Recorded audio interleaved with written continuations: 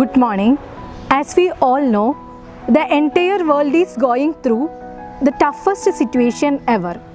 Hope all of you follow the instructions from the authority and stay happy. We are going to start our new academic year 2020-21 through online classes. It will be a nice experience for us. Let me introduce myself. For this paper, we are following this textbook. Signatures textbook for 3rd semester UG Common Course.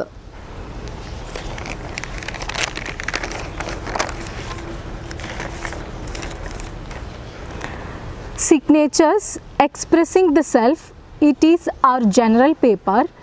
About this paper, it is an interesting collection of personal narratives of the great personalities in the world. I know you are interested to know about the famous personalities. This book is comprised of 3 modules. The first module entitled Autobiographical Writings and Memoirs. Have you heard about autobiographies? Yes, I feel you have a clear idea about autobiography. Anyway, we can speak about autobiographies in general. Autobiographies is the biography of oneself narrated by oneself. Autobiographical works can take many forms. Writings made during life that were not necessarily intended for publications. Letters, diaries, journals, memoirs are including in this category. Autobiography tells a life story of its author, meaning of it is a written record of author's life. Rather than being written by somebody else, an autobiography comes through the person's own pen in his own words. Some autobiographies are written in the form of a fictional tale as novels or stories that closely mirror events from the author's real life. The famous novelist Charles Dickens's David Copperfield is an example for this. Have you heard about Helen Keller? Yes, I think all of you are familiar with Helen Keller. The Story of My Life by Helen Keller, it is an autobiography. In her autobiography, Helen Keller recounts her first 20 years, beginning with the events of the childhood illness that left her deaf and blind. Through autobiography, authors can speak directly to the readers. By writing an autobiography, individual shares his triumphs and defeats and lessons learned, allowing readers to relate and feel motivated by inspirational stories. Life stories bridge the gap between people of differing ages and backgrounds, making connections between old and new generations. In an autobiography, the author attempts to capture important elements of his life. He not only deals with his career and growth as a person, he also uses emotions and facts related to family life, relationships, education, travels, sexuality, and any type of inner struggles. So I think all of you got a clear picture of what it is autobiography. So it is highly personal. We will get the idea about the author's life it in detail. Okay, then we can move to memoir. Have you heard the word memoir?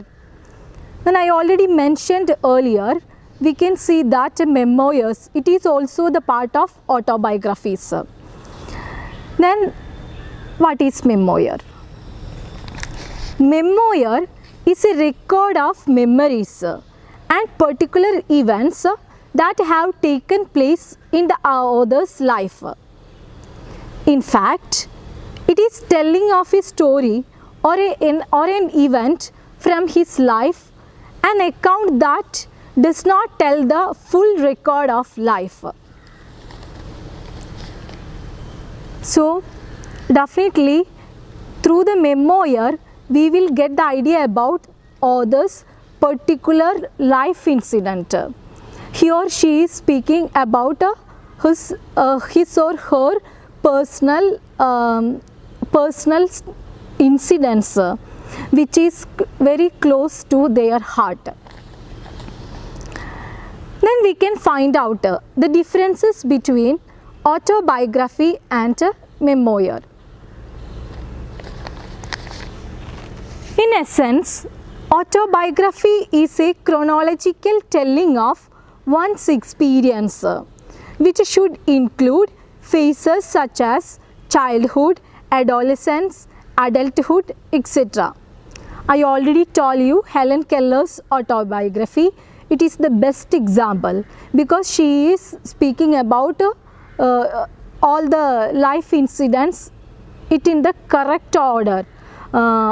Okay, so in the case of memoir, it provides a much more specific timeline and much more intimate relationship to the writers on memoirs, feelings and emotions. So I think all of you get the clear picture of what it is autobiography and what it is memoir. Autobiography എന്ന് പറയുന്നത് നമ്മൾ ഓരോരുത്തരുടെയും ജീവിതത്തിൽ നടക്കുന്ന കാര്യങ്ങൾ അതിൻ്റെ കൃത്യം chronological ഓർഡറിൽ എക്സ്പ്ലെയിൻ ചെയ്യുന്നതാണ്. ചൈൽഡ്ഹുഡും അഡോളസൻസും അങ്ങനെ കൃത്യമായിട്ട് ഓരോ സ്റ്റേജിലും നടക്കുന്ന കാര്യങ്ങൾ ഒരു സ്റ്റോറി ആയിട്ടോ ഒരു ഫിക്ഷനൊക്കെ ആയിട്ട് നമ്മൾ അവതരിപ്പിക്കുന്നതാണ് ഓട്ടോബയോഗ്രഫി എന്ന് പറയുന്നത്. മെമ്മോയർ എന്ന് പറയുന്നതും ഓട്ടോബയോഗ്രഫിയുടെ ഒരു ഭാഗം തന്നെയാണ്. പക്ഷേ അതിൽ നമ്മൾ ഒരിക്കലും ഇങ്ങനെ കൃത്യമായിട്ടുള്ള ഒരു ഓർഡർ കൊണ്ട് നടക്കുന്നില്ല എന്നുള്ളതാണ്. അതിലേതെങ്കിലും ഇൻസിഡൻറ്റിനെ ബേസ് ചെയ്തിട്ട് നമ്മുടെ ജീവിതത്തിൽ വളരെ സ്വാധീനിച്ചിട്ടുള്ള ഏതെങ്കിലും ഇൻസിഡൻസോ അല്ലെങ്കിൽ മെമ്മറീസിനെയൊക്കെ ബേസ് ചെയ്തിട്ടാണ് അതിൽ മെമ്മോയർ ആയിട്ട് രേഖപ്പെടുത്തുന്നത്. So I think the idea is clear. You already got the clear picture of what it is autobiography writings and what it is memoir, because we are starting with our first module. First module is speaking about the autobiographical writings and memoirs. In this module we can see that there are 4 chapters. I am starting with the second chapter. Second chapter is Pilgrim at Tinker Creek. It's a memoir written by Annie Dillard. You know who is Annie Dillard?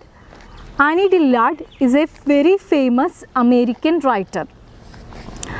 Annie Dillard was born on April 30, 1945 in Pittsburgh, Pennsylvania, United States. Her essays of contemplation on the world of nature made this American author extremely popular. So she was interested to observe the beauty of nature. More than that, she already wrote so many things relating beauty of nature. That is why this American author Annie Dillard, she became extremely popular through her writings. Her curriculum vitae denotes she has no religion and she is a Democrat. Regarding her writing process, she makes a striking observation.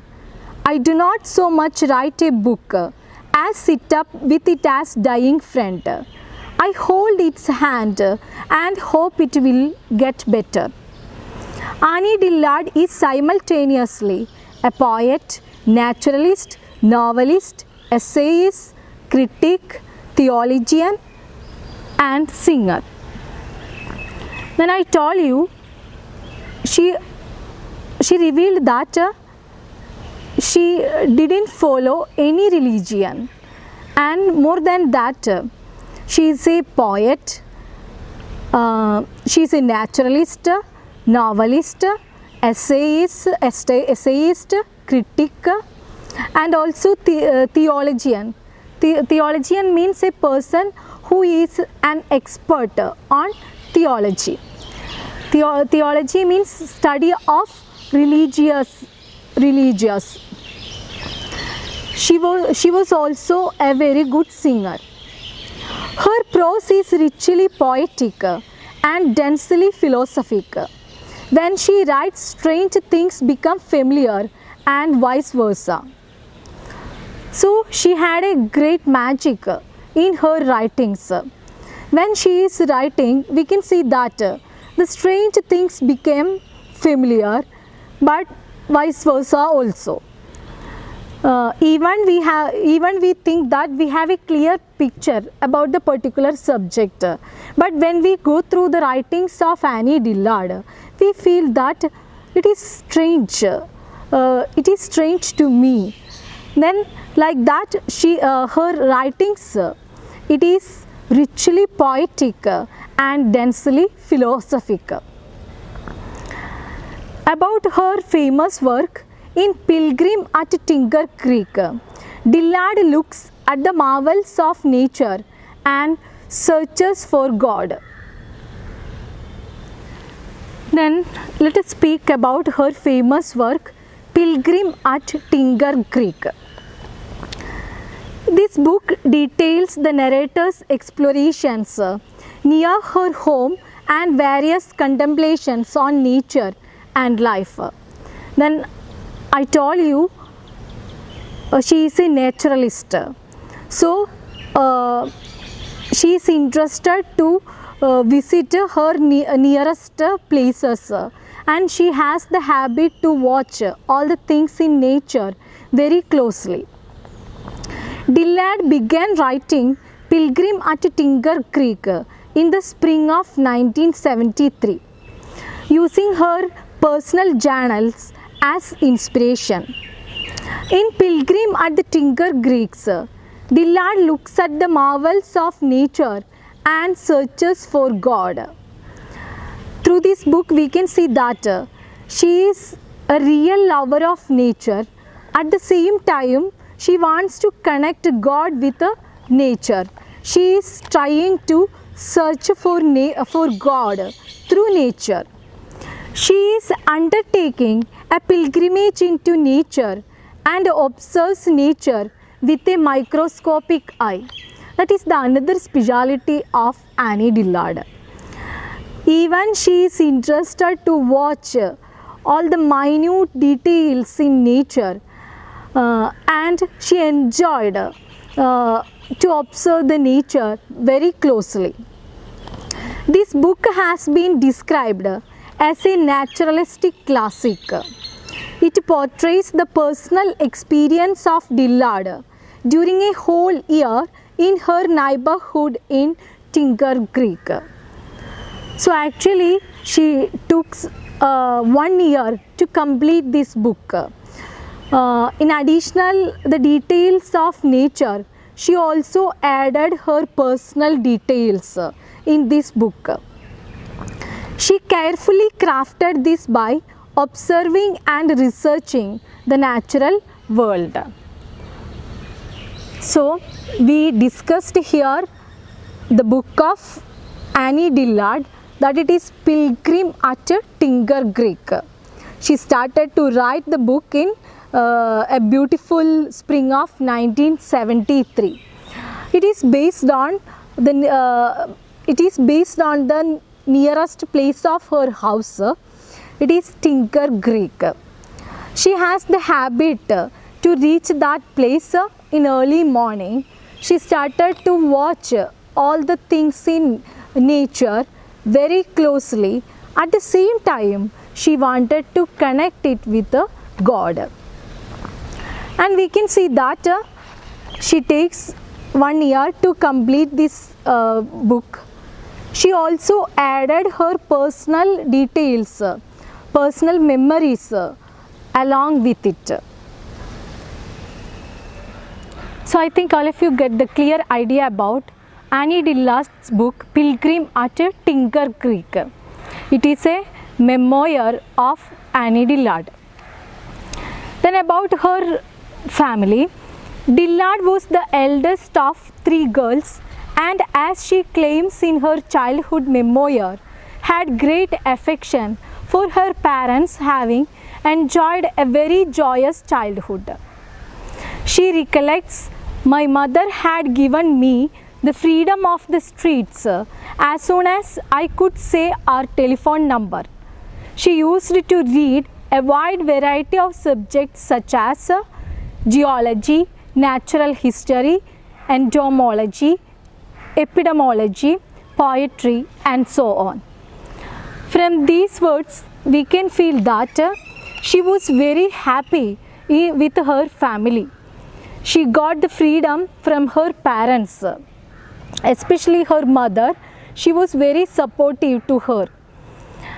And even from her childhood onwards, she had the habit to read books. We already identified she got the opportunity to read geology, natural history, entomology, epidemiology, poetry, and so on. So she started to collect the information through her reading, and she was very happy in her with her family. Dillard's books were translated into not less than 10 languages. Her major works are Tickets for a Prayer Wheel. It was published in 1974. Pilgrim at Tinker Creek. I already told you this book published in 1974. Holy the Firm, 1977. Living by Fiction, 1982. Teaching a Stunt to Talk, 1982. An American Childhood, 1987. The May Trees, 2007. The Abundance, 2016. These are her very famous works. An American Childhood is Dillard's autobiography. So she already wrote autobiographies and also memoirs. Do you want to get the more details about Annie Dillard's life? It will be a wonderful experience to read the book An American Childhood. Definitely you should go through these through her famous books. Dillard taught for 21 years in the English department of Wesleyan University in Connecticut. She was awarded the Pulitzer Prize for General Nonfiction in 1975 for her work Pilgrim at Tinker Creek. We also identified her works already translated more than 10 languages. Then she already taught for 21 years in an English department.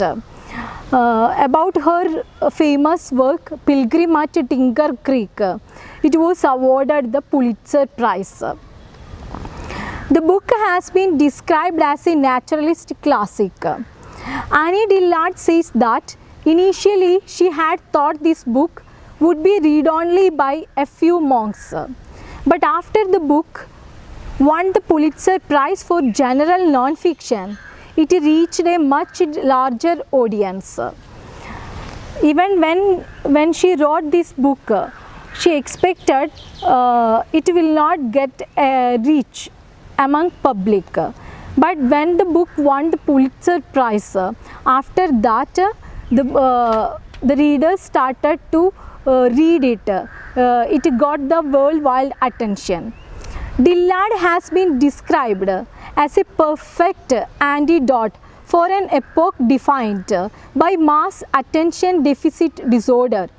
Dillard says about the work, "It's all a matter of keeping my eyes open."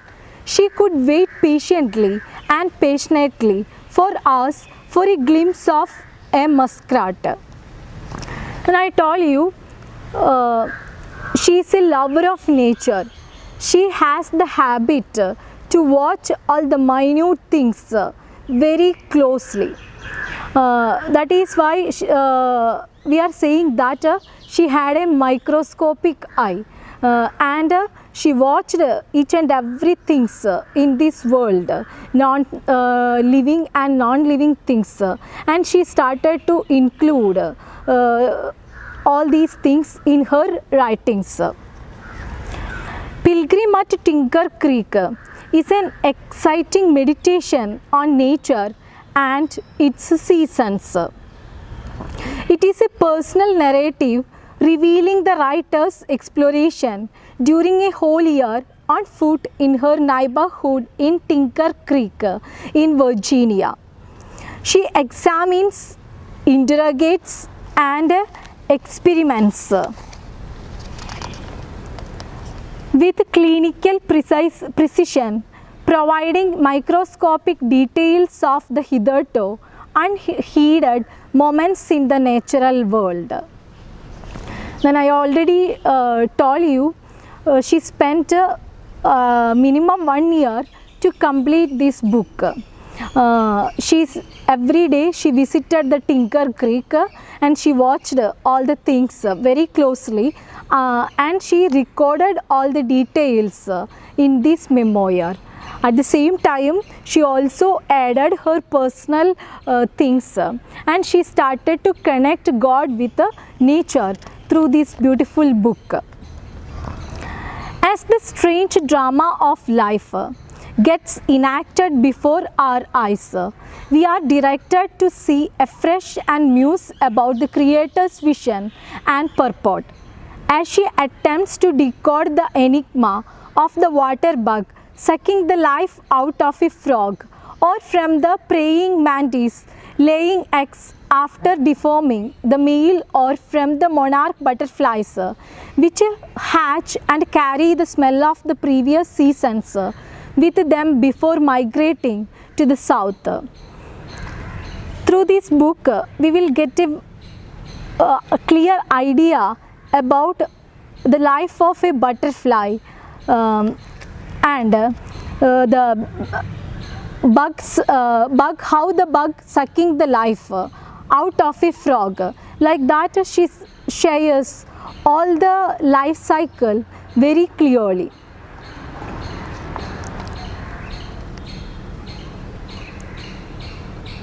The reader is filled with awe and reverence at this recognition of the natural world.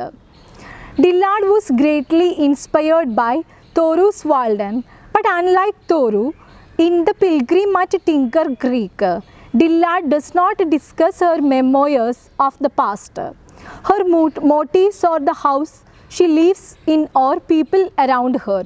There are no explicit opinions about society. I told you, when we go through this particular book, we will get the clear picture of the nature, all the insects, especially the bed bug and the butterflies. And she also connects it with God. And she also added her life experiences about her family in this work. But we will not get any explicit opinions about society. She only speaks about her own life, about the nature, about God. She didn't make any controversy relating the society. That is the speciality of Annie Dillard. I think all of you got the clear picture about the differences between autobiography and memoir, and you also got the clear idea about the author, the textbook. Pilgrim at Tinker Creek. A couple of summers ago, I was walking along the edge of the island to see what I could see in the water, and mainly to scare frogs. Frogs have an inelegant way of taking off from invisible positions on the bank just ahead of your feet in dire panic, emitting a froggy yike and splashing into the water. Incredibly, this amused me, and incredibly, it amuses me still. As I walked along the grassy edge of the island, I got better and better at seeing frogs both in and out of the water. So, she is starting this particular chapter with her experience in a beautiful summer. She had the habit to walk along the edge of island. I already told you she took almost 1 year to complete this particular book. She had the habit to visit the Tinker Creek in every morning. She had the habit to spend a lot of time in that near the Tinker Creek.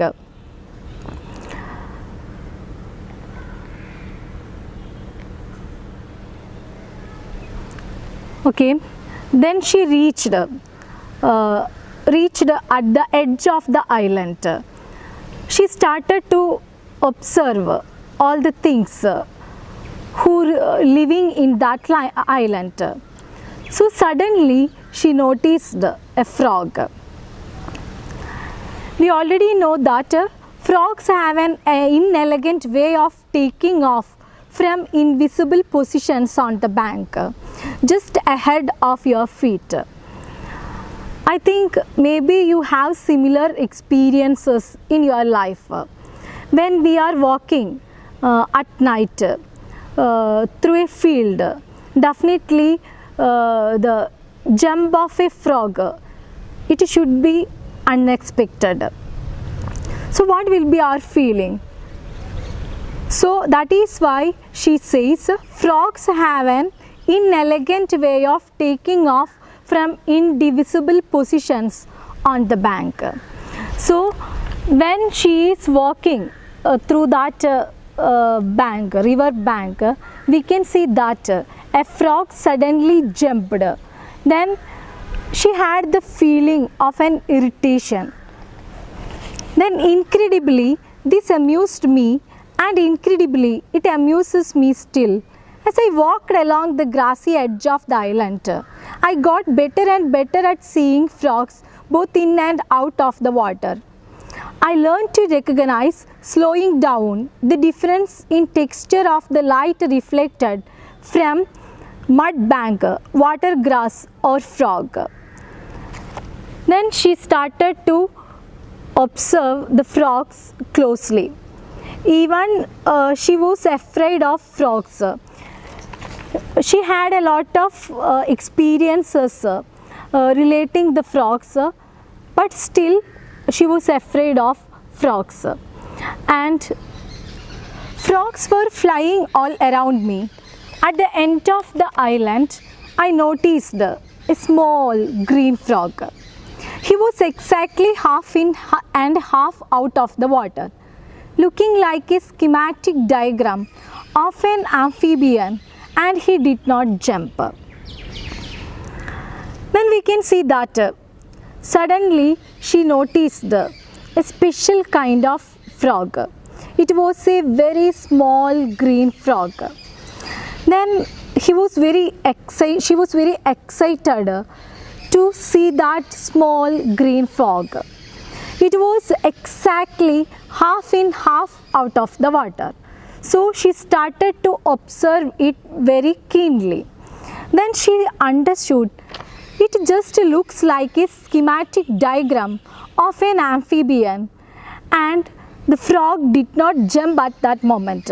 Actually, she had a lot of experiences like that. When we saw the frog, unexpectedly it would jump. So, but in this case, this green frog, it didn't jump at that moment. So she started to look at very keenly, and that is why she feels it's just like a schematic diagram. He did not jump. I crept closer. At last, I knelt on the island's winter, killed grass, lost, dumbstruck, staring at the frog in the creek just 4 feet away. He was a very small frog with wide, dull eyes, and just as I looked at him, he slowly crumbled and began to sag. So she started to think that why this small green frog didn't jump. What is the reason behind it? Actually, she had a lot of experiences relating the frogs. What is the reason? And she started to observe it very keenly. Then she identified that it can't jump. Actually, the frog in the creek just 4 feet away, and she looked at him again very closely, and she identified the frog is squeezed and it began to sag. So what will be the reason why that small green frog didn't jump at that moment? Why it started to sag? Have you any idea? Okay, then we can move to the textbook. The spirit vanished from his eyes as if sniffed. His skin emptied and drooped. His very skull seemed to collapse and settle like a kicked tent. He was shrinking before my eyes like a deflating football. So I told you, she started to observe that small green frog very closely. After a few minutes, she identified the reality that a small green frog, it is going to die. That is why it can't jump. And she started to think how it happened, how it became just like a deflating football.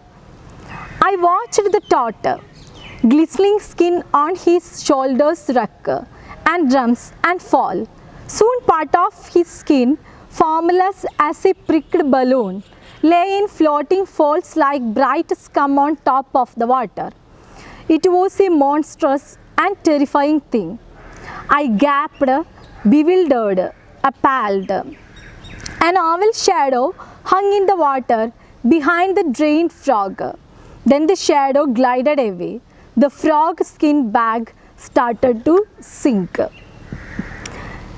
Then she started to observe it very keenly. By taking minutes, we can see that it is shrinked just like a deflating football. And she didn't recognize the reason behind it. But she understood the pathetic situation of this frog. Finally, the frog's skin bag started to sink. So, here we already discussed, she is a lover of nature. She had the habit to watch all the things very closely, and she started to observe all the things in nature, especially in the Tinker Creek, for taking 1 year. She is afraid of frogs, and she knew the habit of frogs. We can't expect its jump, but when she identified this small green frog at the Tinker Creek, she became startled. What happened to this one?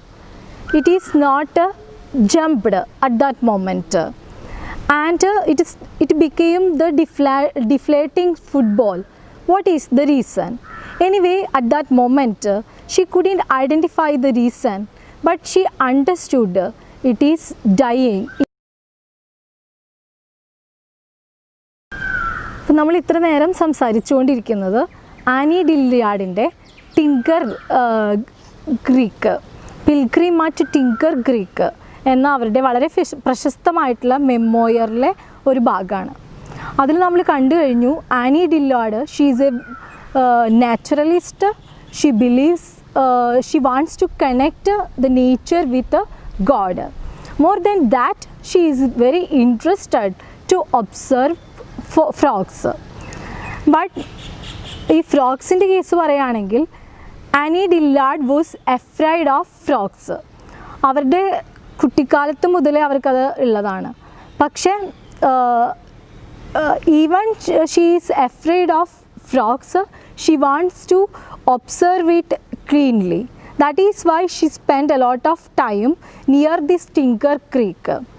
Then she identified, she observed a small green frog, and she started to think why it is not jumping at that moment, and even she identified it is dying. Then she couldn't identify the reason, so she started to find out the reason what happened to this small green frog. Okay, so I think all of you are traveling with Annie Dillard. You can watch the pathetic situation of a small green frog. It died. We don't know who is the villain, who behind this tragic death. Okay, then we can start the journey with Annie Dillard. Then we will definitely find out the villain who killed this small green frog. I had read about the giant water bug but never seen one. Giant water bug is really the name of the creature, which is an enormous heavy bodied brown bug. It eats insects, tadpoles, fish and frogs. Its grasping forelegs are mighty and hooked inward. It seizes a victim with these legs, hugs it tight, and paralyzes it with enzymes injected during a vicious bite. That one bite is the only bite it ever takes. But when we read this paragraph, we didn't get the clear idea about who is the villain.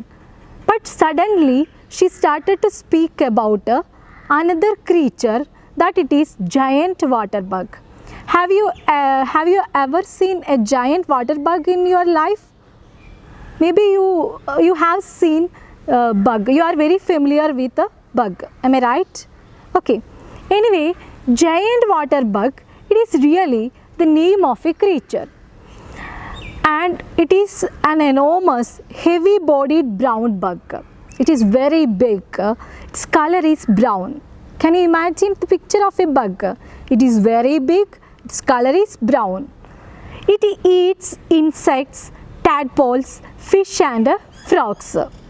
So I think you got the clue, because these giant water bugs, it eats insects, tadpoles, fish and also frogs. Then can you connect giant water bug with a frog? Okay, so its grasping forelegs are mighty and hooked inward. So I told you it is very big, enormous. It is in brown in color, and it has a powerful forelegs, and it has the power to grasp something very tightly. Then it seizes a victim with these legs, hugs it tight and paralyzes it with enzymes injected during a vicious bite. It's just like a snake, I think. It has the power to give a vicious bite to its victim. Through this method, giant water bug is attacking its victims. So when it make a bite, at that moment it injected an enzyme to the body of a victim. When the enzyme reached in that body, the body of the victim will be paralyzed. So that one bite is the only bite it ever takes.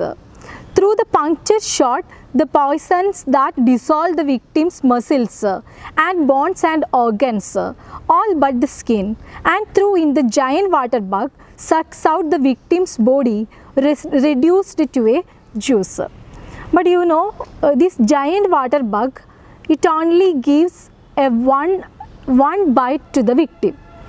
Through that one bite, it will inject the enzyme to the victim's body.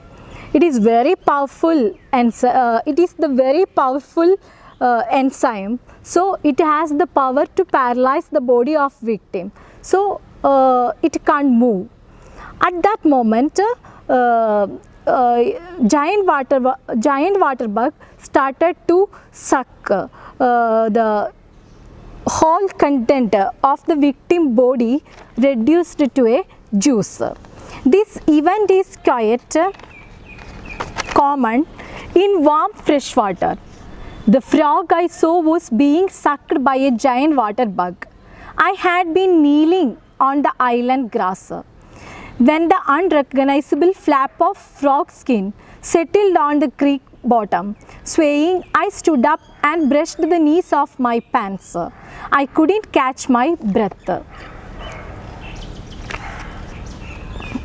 Then I understood the real villain. It is none other than the giant water bug. Actually, the giant water bug killed this small green frog. It seized the small frog and it injected the enzyme. As the result, the frog became paralyzed, and the giant water bug started to make it as a juice. As the result, it died.